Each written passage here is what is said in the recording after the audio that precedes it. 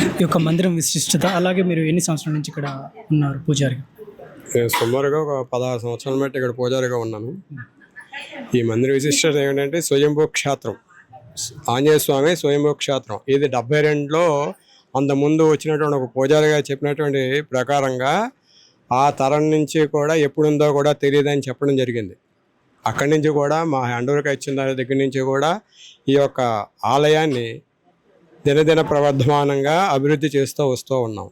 అదేవిధంగా మన యొక్క ఈ ఆంజనేయ స్వామి గుడి యొక్క ప్రాంగణంలో రేణుకామ్మవారి యొక్క ప్రతిష్టా కార్యక్రమం నిర్వహించటము ఇప్పటివరకు కూడా మా మెంబర్స్ చెప్పారు కాబట్టి నేను చెప్పడం కూడా అంత కాదమో అనుకుంటున్నాను. అయినప్పటికీ కూడా భక్తులందరూ కూడా హితోధికంగా తమ సహాయ సహకారాలను అందిస్తూ కమిటీ తరపున మా తరపున ఈ యొక్క గుడిని అభివృద్ధి చేస్తూ ఉన్నాము. ముఖ మండపం ఏర్పడుతోంది కాబట్టి దీనికి హితోధికంగా తమ యొక్క శక్తిని అనుసరించి దేవాలయ అభివృద్ధికి తోడ్పడాలని చెప్పి భక్తులందరినీ కూడా కోరటం జరుగుతూ ఉంది. ఇంకా ఎప్పుడెప్పుడు పూజలు నిర్వహిస్తారు ఇక్కడ?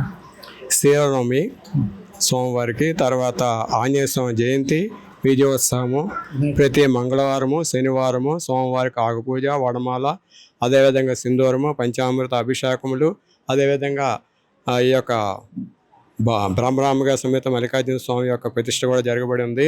ప్రతి సోమవారం కూడా ఆయనకి అభిషేకములు, మాస శివరాత్రి రోజున ఏకాదశి రుద్రాభిషేకములు, విశేష దినాల్లో ఆరుద్ర నక్షత్రాది ఇత్యాది పరమ రోజుల్లో కూడా మహాశివరాత్రి రోజున కూడా స్వామివారి యొక్క అభిషేకము, కళ్యాణము మొదలైనటువంటి కార్యక్రమాలు చేస్తూ ఉన్నాం. భక్తులు ఎక్కడి నుంచి వస్తుంటారు ఇక్కడ చూడటానికి రేణుకమ్మ తల్లి? మాకు ఈ చుట్టుపక్కల ఉన్నటువంటి కాలనీల నుంచి కూడా వస్తూ ఉంటారు. అదేవిధంగా ఎంఏసి, న్యూ ఎంఏసి, ఈ విధంగానే ధర్మారెడ్డి కాలనీ, తర్వాత హౌసింగ్ బోర్డు, ఆర్టీసీ కాలనీ, దీప్తిసి నగరు, మదీనా కూడా ఇటు నుంచి కూడా వస్తూ ఉంటారండి. ఉత్సవాలు పెద్ద పెద్దవి ఎప్పుడన్నా జరుగుతుంటాయి? ఉత్సవాలు జరిగేటటువంటి శ్రీరామనవమి మెయిన్గా, ఆ తర్వాత ఆషాఢ మాసంలో వచ్చేసరికి అమ్మవారి బోనాలు, అది కూడా చాలా విశేషంగా జరుగుతూ ఉంది. మొదటి సంవత్సరంలోనే మాకు చాలా మహా అద్భుతంగా జరిగింది. ఇప్పుడు 2వ సంవత్సరం మొదలవుతుంది బోనాలు.